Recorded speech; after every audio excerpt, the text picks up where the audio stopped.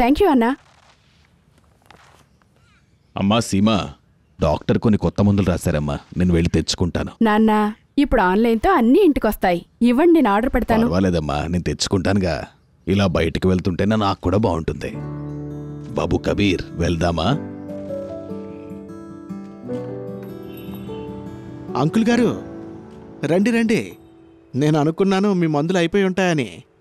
Phone చేయాల్సింది, పంపేవాడినిగా. అరే బాబు, ఏ మందులు ఎప్పుడెప్పుడు వేసుకోవాలో నువ్వు రాసిచ్చి చెప్తే గాని నాకు మనశ్శాంతి ఉండదు. సరే కూర్చోండి. సరే చీటీ ఇవ్వండి. బాబు చూడు, డాక్టర్ ఏమైనా కొత్త మందులు రాశారేమో. చూస్తుంటే మీరు స్వీట్లు తినడం ఆపట్లేనట్టుంది. అందుకే డాక్టర్ గారు షుగర్ టాబ్లెట్ల డోసు పెంచారు. మీ కీళ్ళ నొప్పి ఎక్కువైందా? అవును బాబు, ఒక్కసారి కూర్చుంటే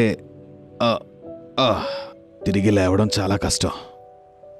ఏం పర్లేదండి, ఇప్పుడు వీటితో మీకు మంచి ఉపశమనం ఉంటుంది. కొంచెం ఆహారం విషయంలో జాగ్రత్త. మీరు చూస్తారుగా, కొన్ని రోజుల్లో కబీర్తో పాటు మీరు పరిగెడతారు.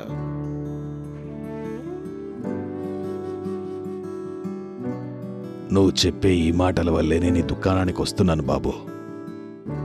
మందులతో పాటు నేను బాగవుతున్నాననే నమ్మకం కూడా కలుగుతుంది.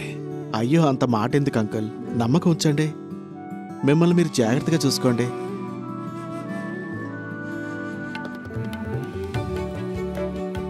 మందులతో పాటు ఎవరు ఆప్యాయతను పంచుతారో వారికి మ్యాన్కైండ్ ఫార్మా సెల్యూట్ చేస్తుంది. ఈ ప్రపంచ ఫార్మసిస్ట్ దినోత్సవం నాడు మీ స్థానిక ఫార్మసిస్ట్కి ధన్యవాదాలు చెప్పండి.